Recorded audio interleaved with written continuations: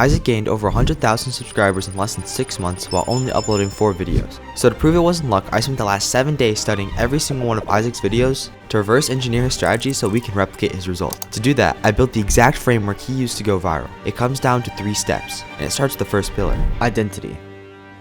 So let's take a look at Isaac's channel. What's one thing that immediately sticks out to you? And if you didn't say text, you're stupid. Because in the sea of average thumbnails, Isaac's thumbnails just stick out and you instantly click before even reading the title. That's because of 2 things. Isaac is good at creating thumbnails and the mirror exposure effect. When our simpleton brains see something familiar, we just trust it. So here's how to implement it. Find a style of thumbnails that have done well and take some aspects of them and apply it to your own thumbnails. Make sure to use those aspects in every thumbnail for the next 30 days. Then look at what did well and repeat the process.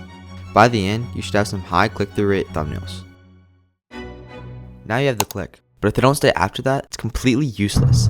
It's like watching the trailer for a movie that just looks so good, you can't wait to watch it. But the reality is, once you haul your ass to the movies to watch it, mid-movie, you'll get up and say, "This movie's so dog shit, this costed me $40. I mean, you aren't going to say that, but you're probably thinking that. You see, the thumbnail sets the viewer's expectations, and if you can't at least match them, the viewer is going to instantly leave.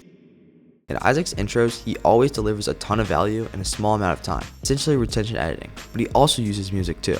So the takeaway is your intro should always over-deliver on the viewer's expectations. Now, speaking of intros, what do you see within the first 10 seconds of an Isaac video?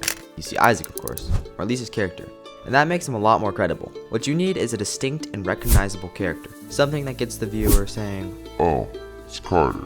Now what I'm not going to do is say you need a character like his. What I am saying is if you do show your face, be consistent, wear specific clothes, and or record with the same background. Don't change your look every video. But even a memorable face isn't enough if the viewer gets lost. You ever clicked off a tutorial just because you didn't know how much longer it would drag on? Isaac has a way of fixing this, and he does it by showing the viewer where they are in the video. Here's what I mean. You see, it seems small, but it's a big part of his brand that helps viewers go from asking, "When does this end?" to "I have to keep watching." It basically gamifies the video, giving them a reason to stick around until the end. But having a brand is obvious. Most people brand their channel with fancy animations. But Isaac knows something that most creators don't. That even if they have the best visuals, they still only cover half of the experience. And I say experience because Isaac's videos aren't even videos. They are masterpieces. And your videos should be too. So if you want to trap them completely, you need to attack their ears too. It is arguably the most slept on step in editing. Because without it, the viewers can't truly be immersed in the video. This is pillar 2, sound. Take a look at this video. We're going to break down the... Ugh, that sounds terrible. Still recording? I can't get it right. What sticks out to you? And if you said the music, that's 10 billion points. Because Isaac uses music in his videos to help guide the viewer's feelings. Now listen to this part of the video with music. Isaac gained over 100,000 subscribers in less than 6 months while only uploading 4 videos. And without music. Isaac gained over 100,000 subscribers in less than 6 months while only uploading. See the difference? It adds an extra layer of immersion, and without it, it's just not the same. But listen closely. You'll notice that in my videos, there is no dead air. When I have an animation, I always add sound effects. Think about it.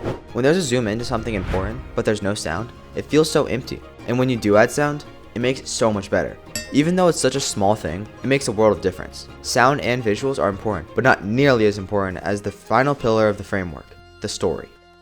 In every video, Isaac always shares his failures. Wait, Carter, how does that relate? Shut up, let me cook. Honestly, would you rather watch a video by a guru who just tried to sell you a course? Or would you rather watch a video by a normal guy who admits he makes mistakes just like you? When Isaac intentionally shows that he's human too, creates the he's just like me mindset, which builds a connection between him and the viewer. And when you have a connection with the viewer, your retention will go up. In your next tutorial, and if applicable in your niche, be like Isaac and try to be really real with your audience. Now take a seat, I'm going to teach you something. Imagine you're a farmer, and what do farmers do? They farm. More specifically, they plant seeds and cultivate them. Now most people know that when you plant a seed, you need to wait for it to grow. Then when the time is right, take it and you eat it. That's what a retention payoff is. Tease something early, like how Isaac teases the strategy to editing and slowly reveals it. It keeps the viewer engaged and increases that big buzzword, retention. So with all that, you made it to the end, which means Isaac's framework actually works, because I use it in this video. So I'd like to ask a small favor. Comment 3 things that stuck out to you that I can improve in my next video. With that being said, thank you for watching, and I'll see you in the next one.